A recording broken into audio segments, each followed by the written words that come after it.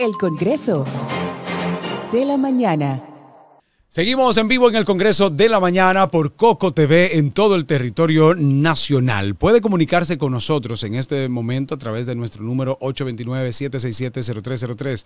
829-767-0303. Puede llamarnos por WhatsApp, puede hacer una llamada ya normal, como le decimos, y puede enviarnos una nota de voz también si quiere conversar con nosotros alguna denuncia que tenga o hacerle una pregunta a nuestro invitado en el día de hoy, que es un candidato a diputado por la provincia de Santiago. Es perteneciente al partido Opción Democrática. Le dicen el candidato o el diputado del sombrero. Está con nosotros Horacio López. Bienvenido, Horacio. Horacio. Gracias. El hombre del sombrero, el diputado del sombrero. Es así, gracias a ustedes por recibirme. Ustedes saben que en el Congreso se dice que es la casa de la democracia. Ajá. Entonces esto sería como la casa de la democracia de la comunicación en Santiago. Le llamamos el Capitolio de la comunicación.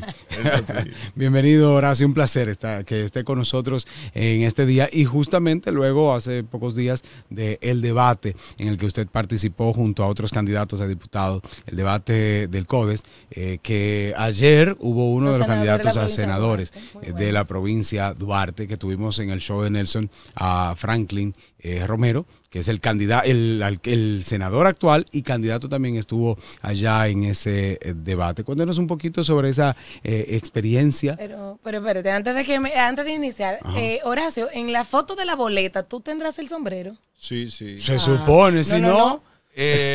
Yo más fácil puedo salir sin ojos y sin nariz que sin sombrero. O sea, que siempre has usado tu sombrero. ¿O no es una estrategia para diferenciar? Yo no vi foto de mi nacimiento, pero creo que no nací con sombrero. Claro, no, pero después de ahí sí. Tengo 17 años por prescripción médica usando sombrero.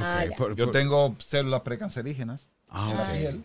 Entonces, porque en mi juventud anduve mucho en motos. En mi primera juventud. En tu primera, claro. Entonces, la dermatóloga me recomendó que tengo que usar sombrero y bloqueador solar todo el día y todo el tiempo. Muy bien. Me lo quité como un minuto ayer cuando pasó el eclipse. Pero Bueno, pues sin más preámbulo, entonces ahora sí, cuéntenos un poquito, Horacio, de la experiencia en el debate, de Horacio candidato, para que todos escuchen de usted y también vayan a las redes y busquen ese debate.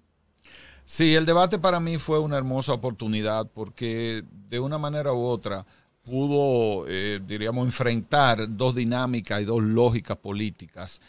Una de ellas representada por el candidato Robinson Díaz y otra que aunque no fuera, diríamos, de mi exclusiva propiedad, pero yo pienso que fui el contrabalance, es esa noción pragmática de que el poder es para usarlo, de que el dinero es la forma de garantizar el voto, de que la cultura política dominicana es estática, es así y será así mientras nosotros nos moramos, de que no hay por qué ser idealista, no hay por qué plantear la posibilidad de nuevas formas, de nuevas fórmulas en las cuales uno se acerca a la gente, la persuada, plantee sus ideas, la convenza y sobre todo que gane su empatía sobre la base de la dignidad y del reconocimiento mutuo. Eso es sencillamente perder el tiempo. Lo que se justifica desde esa otra visión que nosotros como Opción Democrática estamos llamados a combatir, entienden que solo es el dinero y se lleva hasta el caso de la caricatura de que quien no le dé una habichuela con dulce en Semana Santa no va a votar por ti. Entonces, para mí fue una oportunidad, por supuesto, de que esas dos culturas políticas se enfrenten y que nosotros tuviéramos la ocasión de decirle al pueblo con cuál línea de trabajo nos inclinamos. Diputado, como usted bien expresaba, hay dos grandes visiones de la política, el idealismo y el realismo político, que es más lo pragmático. Y nosotros vemos que el partido Opción Democrática tuvo, a pesar de que tiene una visión idealista en términos discursivos, en términos pragmáticos fue más realista en el tema de las alianzas políticas y se han hecho críticas en ese sentido. ¿Cuál es su posición con relación a ese tema? Yo pienso que no podemos confundir dos cosas. En el sentido de que una cosa, porque no es el pragmatismo como tal, sino no tener principios, no respetar la dignidad del votante, hackear la democracia. El concepto original de la democracia es que yo escojo a Patricia porque Patricia representa mis intereses, mis valores, mi forma de pensar, mi forma de ver la vida, y yo confío en ella. En base a eso, todos ejercemos ese derecho y escogemos las personas que nos representen. Inmediatamente tú la decisión no la tomas en base a ese principio básico de la democracia, sino en base a que te da el dinero o quien te compra la voluntad. Obviamente ya estamos destruyendo la democracia. Y de ahí es que nosotros vemos que poco a poco empiezan a aparecer fenómenos que cuestionan la ineficiencia del sistema democrático y aparecen fórmulas dictatoriales, totalitarias, que llegan a conseguir algún nivel de populismo. Entonces, no necesariamente pragmatismo, es tener falta de principios políticos y sobre todo de no creer en la democracia. Cuando yo no tengo nada que ofrecer en términos de ideas, yo lo único que me queda es sacar mi papeleta del bolsillo para ofrecer dinero. Entonces, no me gustaría que lo encasilláramos en ese debate entre el idealismo y el pragmatismo. Nosotros lo que hicimos en este proceso electoral fue como cuando uno va a jugar béisbol. Uno está acostumbrado a jugar softball, pero las reglas son diferentes. Son diferentes. Entonces, ¿cuáles son las reglas políticas dominicanas? La regla política dominicana dice que los votos no valen para los candidatos a diputados, no tiene tanto peso el voto individual, sino el voto del partido y de los acuerdos que se hagan para, mediante el método de Hunt, terminar escogiendo cuántos escaños le corresponden a cada acuerdo. Entonces nosotros, en base a eso, definimos y establecimos alianzas y acuerdos electorales sobre un principio básico. O sea, nosotros establecemos dos acuerdos fundamentales o dos soportes fundamentales para ese acuerdo. Ambos partidos, los que nos aliamos en esa boleta, la Fuerza del Pueblo, el PQDC, el PRD, Opción Democrática, en el caso de la circunscripción de Santiago a nivel congresual, coincidimos en que necesitamos tener un Congreso balanceado. Okay. En que no podemos permitir que el Poder Ejecutivo controle de una forma absoluta el Congreso. Okay. En eso creemos. Entonces, sobre la base de ese principio, aunar esfuerzos para que nosotros podamos llevar congresistas y lograr que el Congreso mantenga y reivindique su autonomía frente al Poder Ejecutivo. Ese principio es innegociable para Acción Democrática y ese es el que está sustentando nuestro acuerdo, además de que es exactamente un punto de coincidencia con toda la oposición, porque es un acuerdo de oposición. O sea que ese acuerdo no va aliado necesariamente a una forma, ideología o forma de gobernar, sino en este aspecto pensando en el Congreso. Aparte de que ustedes como Opción Democrática llevan a su candidata presidencial, Virginia Antares Rodríguez, que estuvo por aquí con nosotros la semana pasada. No tiene que ver con ideología o forma. Puede en cualquier otro momento Opción Democrática aliarse a otro partido diferente a lo que se está aliando en este momento. Pero nosotros a nivel de los regidores, nosotros tenemos a un regidor y estuvimos aliados al Partido Reformista y, asómbrense, a la Fuerza Nacional Progresista. Entonces, ¿por qué? Porque la candidatura que expresa, recoge, resume toda la propuesta ideológica, los valores, los principios, la cosmovisión política de nuestro partido, nuestra candidata a la presidencia, Virginia Antares, que es la portavoz oficial de todo el programa y toda la cultura política nuestra. Yo pongo esto como un ejemplo, que cuando tú te vas para Santo Domingo en un autobús, en AETRA o en Caribe Tours, tú no le pides la cédula y el acta de la historia de vida de cada uno de los que van a montarte. Tú sí puedes decirle, no, con un narcotraficante yo no me monto porque puedo caer preso o puedo tener un problema. Entonces, ciertamente nosotros hemos hecho una especie de sedazo social de que nuestras boletas no vayan acompañadas de otra candidatura que definitivamente tengan expedientes, tengan problemas, diríamos ya de otro índole. Pero en términos políticos, no necesariamente tenemos que tener un acuerdo en términos de las propuestas que vamos a llevar, sino aprovechar las reglas del juego de nuestro sistema electoral para tener el mejor desempeño. Bien, excelente. O sea, que ahí aclarado ese punto porque sé que... Como dicen los chinos, no importa si el gato es blanco o negro, lo importante es que escase ratón. Ok. Exacto. Yo pensaba que era para otra cosa. Era gato. No, pensaba que era para hacer Esa sancocho. frase de Deng Xiaoping cuando Sí, trató de transformar el proceso ineficiente de China en construirlo en lo que Así hoy. es. Sí, sí. Entonces, adelante. No, entonces le iba a preguntar, y es importante que haga su aclaración en ese sentido, que Opción Democrática lo que tiene como meta es estar y representar esa ideología y esa parte de la sociedad que se identifica con ustedes. Y que los partidos o las alianzas, bueno, los partidos no, porque tienen su partido, las alianzas, en cada contienda ustedes las evalúan de acuerdo a las posibilidades del momento de poder llegar, manteniendo ustedes siempre lo que, como usted dice, su ideología y en esta ocasión, su candidata, que nunca ha sido cuestionada ni negociable en ninguna de las alianzas que ustedes han tenido. Así es. Algunos partidos, vamos a decir un poco con esa noción del pragmatismo, del pragmatismo poniendo un poco en receso los principios, se acercaron a negociar con el gobierno, porque siempre es más fácil negociar con el gobierno. Claro. Siempre, el poder, o sea, la inversión de recursos que moviliza. Y sencillamente la condición era abandonar su candidatura a la presidencia. Okay. Nuestra candidatura a la presidencia es innegociable porque ese es el corazón y el alma de nuestro partido. Y por lo tanto, nosotros ahí no tenemos nada que buscar, porque nosotros definitivamente somos partido de oposición. No damos pie a dudas en ese sentido. Ok, perfecto, perfecto. Entonces, dentro de... La gente ha ido conociendo bastante, lo hemos resaltado en otros programas, ha ido conociendo a Opción Democrática. Entendemos que es uno de los partidos que más ha crecido en cuanto a la parte mediática, a que el pueblo lo conozca y va bien, pero es importante siempre recordar cuál es la ideología, cuáles son esos parámetros que tiene el partido Opción Democrática y que nos diga entonces usted como candidato a diputado de la circunscripción 1 de Santiago, que nos diga cuáles son sus propuestas.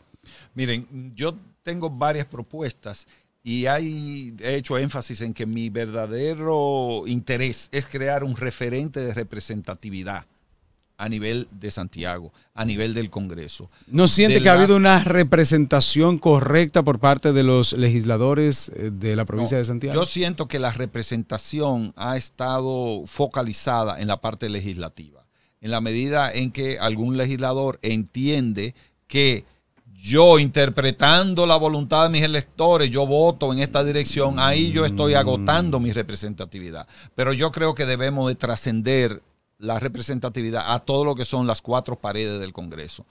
Estamos hablando de que la representatividad, como yo la concibe y como la concibe la Constitución, es acompañando las demandas de las comunidades, no administrando un barrilito para ir a solucionar problemas individuales, sino siendo portavoz de cada una de las necesidades, de las reivindicaciones, de las luchas que tiene la circunscripción 1 en mi caso. Yo he puesto como ejemplo, el padre Nino tiene todos los meses una caminata pidiendo que las comunidades del Pley, del Níspero, de la Búcara, se le puedan hacer sus caminos vecinales hasta sus comunidades. Y sin embargo, yo no he visto un solo congresista que se haga eco de eso. Okay. Yo estaré marchando junto a las comunidades en cada uno de sus problemas y en cada uno de sus necesidades.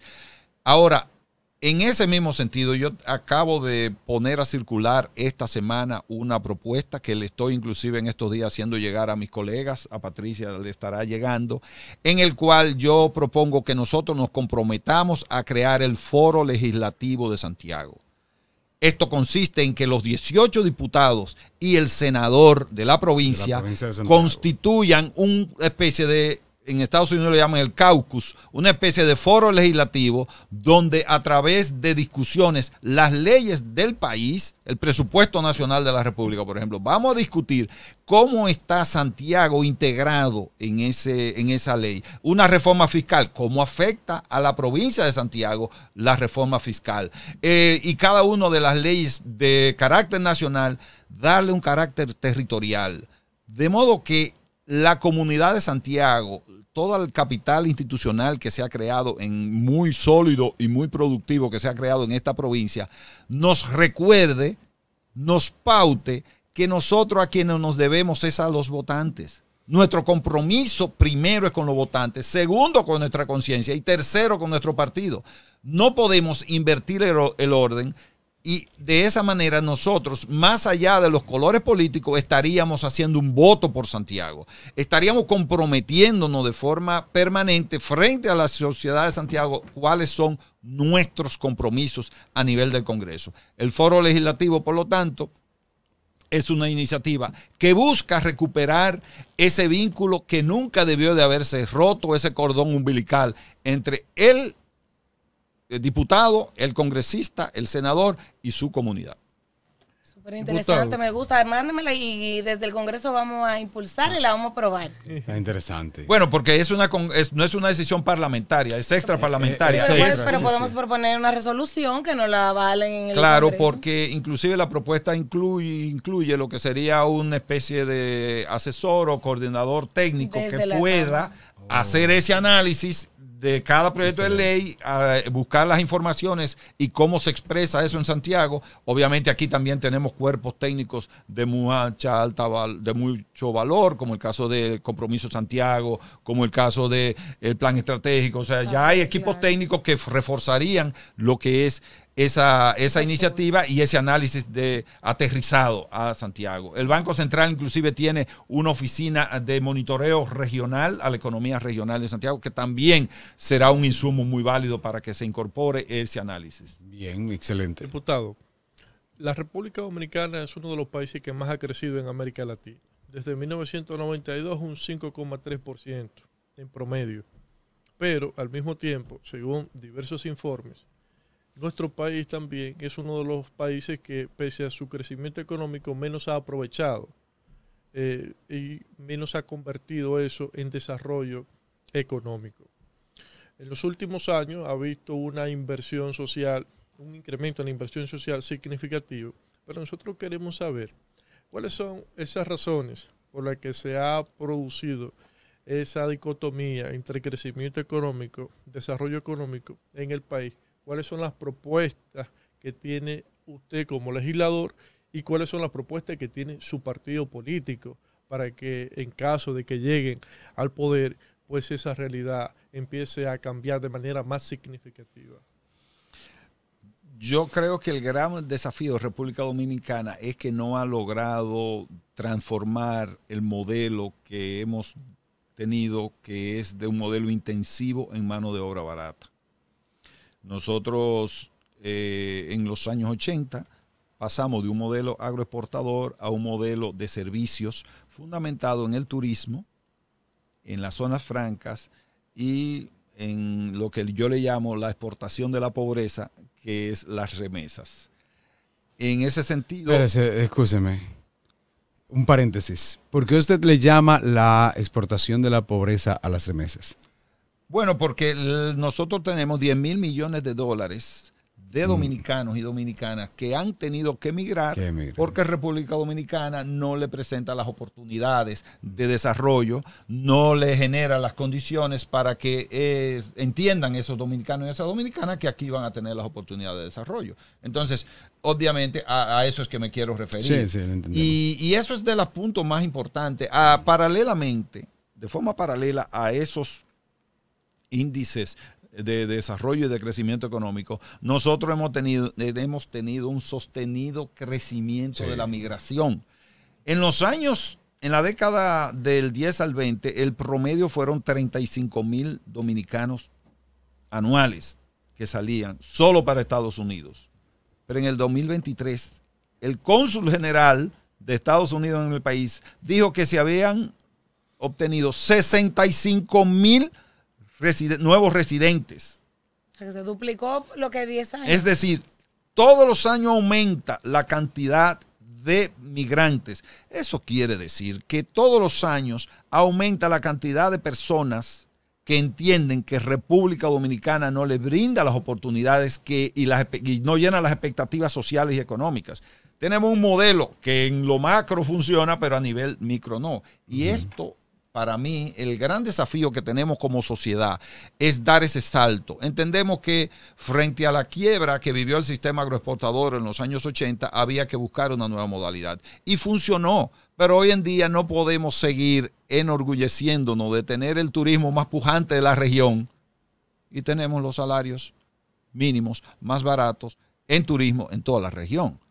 Entonces, no estamos llevando al máximo el potencial de nuestro país, sino que estamos permitiendo que capitales foráneos, muchas veces capitales piratas, vengan a aprovecharse de nuestros recursos naturales y no siempre haciendo una gestión adecuada de ellos.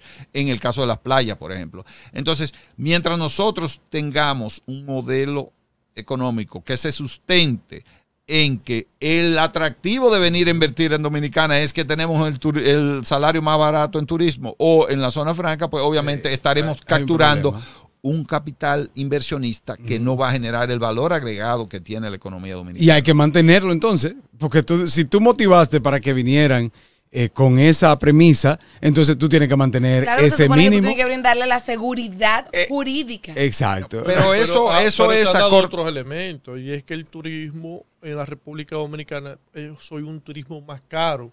Por tanto, yo creo que se le pueden hacer más exigencias a ellos también y no van a perder. Sí, incluso pero si desde el principio se hizo la... ganar más. No, es que pero si tú haces una negociación desde el principio con ese inversionista. Claro, porque ellos hacen un estudio del mercado, incluso de eso, de la carga laboral. Se le pudiera exigir más, pero entonces no se puede hacer esa negociación. Sí, eso es un proceso de transición. Claro, o sea, tenemos que decir, en 4 años, vamos a ir con un incremento reduciendo la diferencia entre el salario mínimo de las grandes empresas, que es 25.400 pesos hoy en día, versus el salario mínimo del turismo, que son 16.000 pesos. O sea, estamos hablando de 30% de diferencia en salario mínimo, y nosotros decimos en Acción Democrática, y es una posición del partido, de que a final de cuentas el salario mínimo lo que busca como instrumento público garantizar unos ingresos mínimos para las empresas, para las personas, para que puedan vivir. Pero resulta que si yo tengo un 30% de diferencia con tu salario y sin embargo el concho que yo pago es el mismo que tú pagas, costo. La leche que yo compro en el colmado es el mismo, tú como Estado no es verdad que me está ofreciendo esos ingresos dignos que a mí como ser humano, según tus propias mediciones del Banco Central establecen. No nos olvidemos que la región del Cibao, según datos del Ministerio de Economía, Planificación y Desarrollo, es la región que el salario mínimo garantiza el menor índice de cobertura de la canasta básica en esta región, porque nosotros no tenemos una relación entre el salario mínimo y el costo de vida regional, sino que es un mecanismo de incentivar a empresas. En Estados Unidos, que siempre será un referente válido para las cosas buenas que tenemos que aprender, los salarios mínimos son por estado. En New York tiene un salario mínimo, en Florida tiene otro, en California tiene otro. ¿En función de qué? Del costo de vida de cada lugar. Sí, pero diputado, ese ejemplo que usted trae acá es de un país. Un país estatal. Que además de eso tiende a la democracia. De hecho, le da la importancia al gobierno local. Sin embargo, nosotros estamos viendo en República Dominicana, y se vio en las elecciones de febrero, cómo hay un gobierno, una gestión gubernamental y todos sus dirigentes que están tendentes lejos de ir independizando, a ir unificando, y lo vimos en todos los discursos de los candidatos a diputados de la contienda municipal, de los candidatos a alcalde, que decían que su plan de gobierno municipal iba de la mano con el plan del gobierno central. Entonces, lamentablemente, República Dominicana, y coincido con usted, de hecho yo no entiendo, no creo que sería por región, porque aquí todavía no tenemos tan marcadas. Yo entiendo que debería de ser estándar. Porque aquí los precios de la canasta básica están igual en el país. Sí, pero por lo menos Santiago y Distrito Nacional. Hay una gran diferencia. Hay una gran diferencia. No es lo mismo en Santiago no, exacto. Ni en el sur, ni en el este. Que en San Juan. No, claro. Los gastos son mayores. A nivel de provincia, es mucho más alto en el distrito. Por lo menos a nivel de provincia, quizás a nivel nosotros municipal. Tenemos un adefesio que le llamamos provincia, que no tiene razón de ser. Pero don Horacio es hermano de Javier. Eso vamos a explíquese. De cámara, vamos a sacarle el árbol genealógico. Me gusta eso. Explíquese por qué, que está interesante. La provincia no tiene razón de ser en República Dominicana. Eso fue un mecanismo que se que se instituyó con la República para hacer una división equitativa de las regiones, pero teniendo 32 provincias, hoy en día nos hemos convertido en que no hay mecanismo de gestión provincial. ¿Qué es una provincia? ¿Qué hace un gobernador? ¿Qué hace un senador? Inclusive. ¿Qué te hace a ti que nosotros en Villa González, que somos de la provincia de Santiago, qué dinámica diferente tiene a Navarrete? A Esperanza. Ok. O sea, realmente cuando nosotros nos demos la tarea de repensar nuestro país, tendremos que trabajar en función de regiones. ¿Usted considera que deberíamos tener un Congreso unicameral? Claro que sí, eso para mí es no agrega valor a la democracia. No agrega valor, el Senado no agrega valor a la democracia. ¿Estamos de acuerdo? Estamos de acuerdo con eso. Que los senadores representaban los nobles y la aristocracia, sí, y el Congreso representaban los obreros y las clases subalternas. Pero eso ya no tiene ningún sentido. En ocasiones el senador ni se enloda, no se ensucia, no entra al pueblo, se desconoce, está de lejos. No, tú sabes lo que quiero. No se ensució. No. Mira, a Javier y a Horacio, vamos a hacer un árbol genealógico atrás de cámara porque deben de ser familia. Mira, hablando del sueldo mínimo, es preocupante que en Latinoamérica nosotros tengamos el lugar 15º. Sí. O sea, estamos solo por encima de Argentina con la situación que tiene Argentina ahora y Venezuela. Con la situación drástica de Venezuela, que son $3.61 el sueldo mínimo. Pero, señores, el de nosotros es más o menos 245, sabemos que varía. Sin embargo, escúcheme, para que se entienda esta parte, Uruguay, que es un país pequeño, el sueldo mínimo son $570, el de nosotros es 245, pero nosotros estamos por debajo de Bolivia, del Salvador. El sueldo mínimo en El Salvador son $365 aproximadamente. En El Salvador, que es un país que ahora es que se ha recuperado en los últimos 4 o 5 años. O sea que nosotros somos de 15 elegidos. Nosotros estamos por debajo de Panamá. Panamá está bien, pero de Honduras, de Perú, de Ecuador.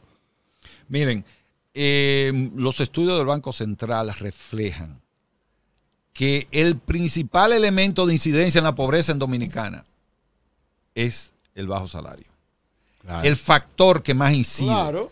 Y no, la política que hemos tenido es que la forma de combatir la pobreza es distribuyendo tarjetas de solidaridad y temas absolutamente que no combaten la pobreza, sino que la perpetúan. O sea, ¿usted está en desacuerdo con los subsidios sociales? No estoy en desacuerdo con los subsidios sociales. Creo que los subsidios sociales son imprescindibles dentro de un estado de bienestar, pero deben de ser focalizados. Deben de ser precisamente para garantizar que aquellos sectores, madres solteras, viudas, personas con problemas de discapacidad, que no logren insertarse en el mercado laboral, obviamente el Estado debe de brindar su mano amiga. Yo no tengo ningún problema con la inversión social, pero no puede ser un mecanismo que sustituya el verdadero impacto de combate a la pobreza, que es generación de empleos de calidad. Excelente. Don Horacio, usted tiene una formación, usted es agrónomo. Entonces, como agrónomo y viniendo nosotros de un país que definitivamente no se le está sacando el beneficio que debería sacársele a nuestros campos, a nuestras tierras, que somos productores de tantas cosas, ¿qué usted entiende que por ejemplo, que en esta gestión gubernamental, que es lo que tenemos como referencia, 4 años, porque no nos vamos a ir para atrás, que usted entiende que ha faltado en el sector agronomía, que como opción democrática pudiera aportar, y como su conocimiento profesional en ese sentido, pudiera aportar para dentro de su legislación y dentro de su incidencia ya a nivel de Estado, pudiera beneficiar ese sector que siempre se ha dicho que ha pasado a un segundo plano en lo que es la producción y la generación de ingresos en la República Dominicana. Ciertamente nuestro país tiene un rezago en políticas públicas para la agricultura, porque nosotros tenemos que saber que los retos y los desafíos de la agricultura en el siglo XXI no son los que nosotros vivimos en los años 70. Cuando yo vi al actual ministro de Agricultura, cuya primera acción fue mandar a arar tierras y a distribuir semillas, yo pensé que exactamente eso mismo era lo que hacía Carlos Aquino González en el 1976, cuando era ministro de Agricultura. Wow. Miren, Es decir, nosotros tenemos que ver, por ejemplo, hay un desafío que afecta no solo la agricultura dominicana, sino uno lee los reportes internacionales. En la India están enfrentando problemas de productividad, en Brasil, en los diferentes países. El cambio climático afecta de una forma especial a la agricultura. Y resulta que no son los agricultores los que promueven el cambio climático.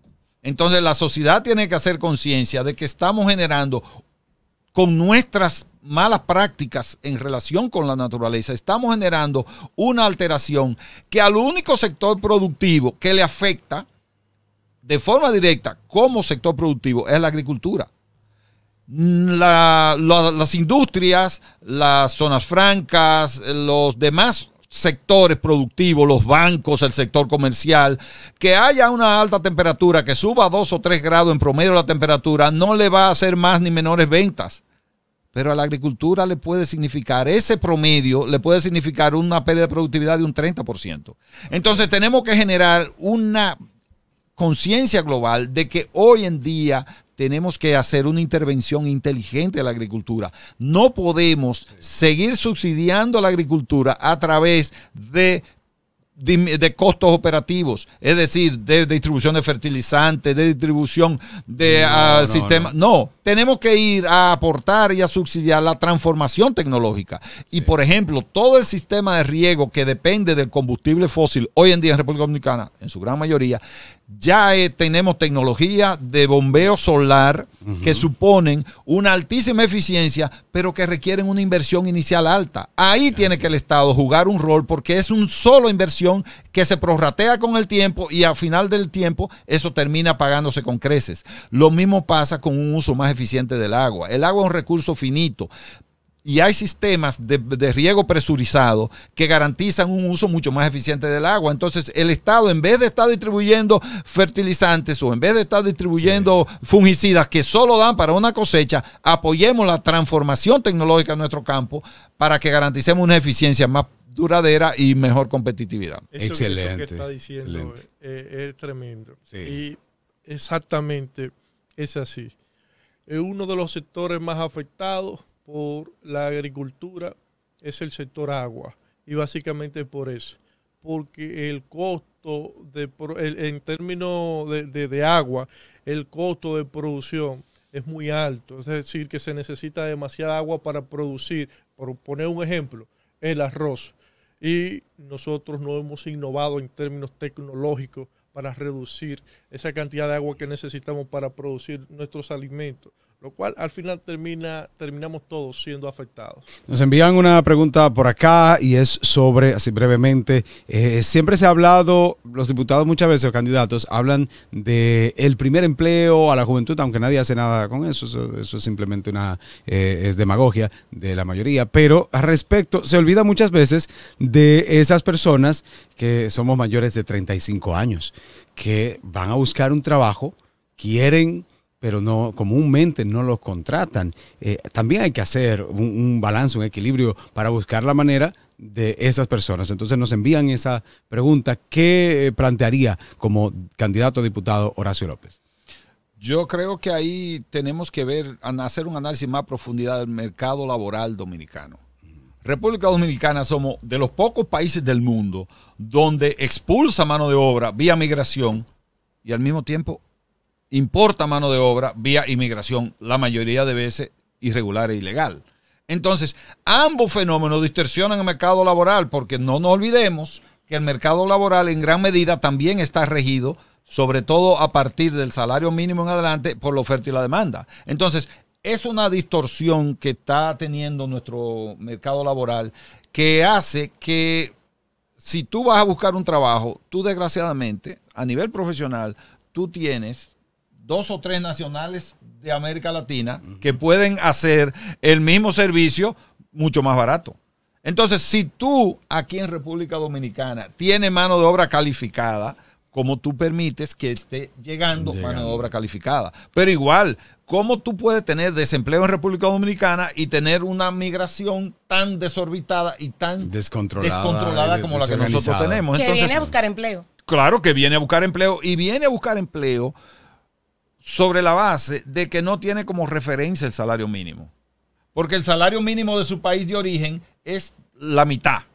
Entonces, por eso en República Dominicana tenemos que plantearnos que el tema migratorio, el principal desafío es cómo destruye la lógica natural del mercado laboral en República Dominicana. Y nosotros hemos planteado que se necesita partir de un balance auténtico y real de cuál es la mano de obra que nosotros necesitamos. Es un sinsentido tener un 15% de desempleo y tener 800,000 inmigrantes, 1 millón de inmigrantes en edad laboral. O sea, ahí hay un problema de que no tenemos una visión de Estado en República Dominicana. Ese es un tema que lo usamos para conseguir like y para conseguir muchos aplausos mediáticos, pero que no estamos enfocados a que se solucione verdaderamente. Sin embargo, eso es lo que ven en las encuestas, y al final el dominicano hay una tendencia que no le gusta perder y vota por el que va a ganar. Sí, hay que no tenemos dice, estadistas. yo voto por el que va a ganar. Nosotros nos faltan Yo siempre he estadistas. perdido. Tenemos, yo también. Tenemos vocación simplemente de resolver la cosa alrededor del voto. Mira, a mí me gusta mucho la reacción con respecto a las encuestas, porque los oficialistas, no de este gobierno, de los anteriores también, a Gallup, cuando le dan esa encuesta favorable, la defiende a profundidad y entiende que es la medición más certera. Pero esa misma encuesta está diciendo que en promedio el 60% de los dominicanos dice que la economía va mal. Yo, si fuera oficialista en estos momentos, me preocupara mucho, porque el rol de un estadista es solucionar problemas, no es acumular poder. Entonces yo me llamaría a juicio y dice, ¿cómo es que estamos logrando que la población respalde el gobierno y sin embargo no le estamos solucionando el problema? Nosotros no llegamos al Estado a buscar adeptos, buscamos solucionar los problemas fundamentales, a mejorar la calidad de vida de la gente. Entonces ese es nuestro compromiso, y si esa encuesta me dice eso, yo estaría altísimamente preocupado, porque pudiera parecer que se están utilizando mecanismos no auténticos y no genuinos, no solucionando problemas para buscar simpatía, sino a través de otros recursos de adocenamiento y de control de la población. ¿Cómo? Entonces eso sin duda es un mecanismo muy a corto plazo, y además que traiciona el compromiso que tenemos nosotros con los votantes. Entonces aquí definitivamente necesitamos estadistas, no solo desde el Palacio Nacional, sino también desde el Congreso. O sea que la mayoría de los partidos o los gobiernos que hemos tenido han sido demagogos y populistas. Es una forma de decirlo. Bueno, miren lo que vamos a hacer. Gracias, Horacio. Le vamos a dar la oportunidad al señor Horacio de que exprese para los votantes de su demarcación un mensaje final. Y por favor, cuando usted termine, diga que si aún así no están convencidos, las fans y los fans de Javier de su demarcación pueden votar por usted. Y mira, porque usted es una extensión de su pensamiento. Yo soy de la 1. Bueno, ahí está. A mí es un orgullo que me asocie al pensamiento de Javier, porque ciertamente es una persona que evidencia mucha capacidad de análisis. Gracias, me compró. Ay, Daniela. Mi palabra final, yo no quiero dejar de un lado, porque la dinámica de las entrevistas son autónomas y van tomando ribetes que no necesariamente uno establece la prioridad de uno. ¿Cuál es mi hijo mimado en este proceso electoral? En este nuevo cuatrenio, nosotros como país necesitamos tener una reforma del sistema de seguridad social que garantice salud con cobertura universal para todos y todas las dominicanas. Como se dijo en el sermón de las 7 palabras, lo que tenemos es una burla, una estafa a la sociedad dominicana a través de un sistema de salud que es más... genera más precariedades y desatención de servicios que la verdadera enfrentamiento de la salud como un derecho ciudadano. Lo mismo pasa con el sistema de pensiones. Y como se señalaba, al igual que se señalaba con el salario mínimo, que otros países de economía más pequeñas tienen mejores salarios que los nuestros, asimismo tenemos que decir que Uruguay en el 1922 ya tenía un sistema de seguridad social que garantizaba dignidad para sus pobladores. Lo mismo pasa con Costa Rica, lo mismo pasa con Trinidad y Tobago, que desde los años 60 garantiza una protección universal. Entonces, no puede ser que nosotros sigamos sintiéndonos orgullosos, satisfechos. Hay un consenso nacional de lo bien que va nuestra economía y eso no le podemos garantizar un sistema de seguridad social, un sistema de salud y de pensiones digno para los dominicanos y las dominicanas. Yo como congresista y como legislador, ese será mi mayor compromiso, impulsar una transformación radical de un sistema de seguridad social que solo lo reivindican en este país las 10 o 12 empresas de la ARS y las 7 de la AFP. Después, todos los usuarios, todos los ciudadanos y cada uno de los eslabones de esa cadena entienden que ese es un sistema que le está fallando a la sociedad dominicana. Les llamo a todos los que coincidan con Javier, que yo voy a ser su representante de Javier y de mis propias ideas en la circunscripción 1, el hombre del sombrero. No hay que buscar muchos números, buscan ese sombrero en la casilla 29 que queda en el fondo de diputados y diputadas y ahí marquen la señal de la cruz sobre la frente de ese sombrero. De la casilla 29, ¿cuál es el número suyo? El número 6. Pero el número me buscan el número que está muy chiquito. El sombrero va a ser mi número más grande. El sombrero. Bueno, pues muchísimas gracias, Horacio, por estar aquí, por acompañarnos y por compartir con nosotros, la verdad que información muy interesante y con todos los que nos ven, todos los que nos siguen. Gracias por siempre decir sí a todas las invitaciones, porque la verdad es que Opción Democrática en esta contienda electoral este año ha arrojado muchísimo valor a las propuestas, muchísimo valor a la sociedad. Y aún en aquellos escenarios donde Opción Democrática ha participado y no ha ganado, pues le ha agregado a esa población información, intereses, ideologías que entiendo que servirán para exigirle a sus representantes. Bien. Espero que nos veamos allá. Yo también. Allá en el Congreso. Gracias, Horacio López, candidato a diputado por la circunscripción 1 de la provincia de Santiago. Vamos a una pausa. En breve continuamos con más aquí en vivo en el Congreso de la Mañana. El Congreso de la Mañana.